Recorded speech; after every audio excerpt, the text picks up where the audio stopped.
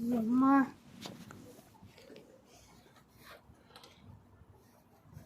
Ема, блин. Огонь.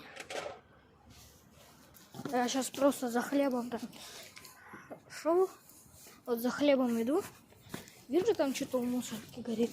А там огонь. Гробаный, можно сказать, даже костер. Вот. Вон.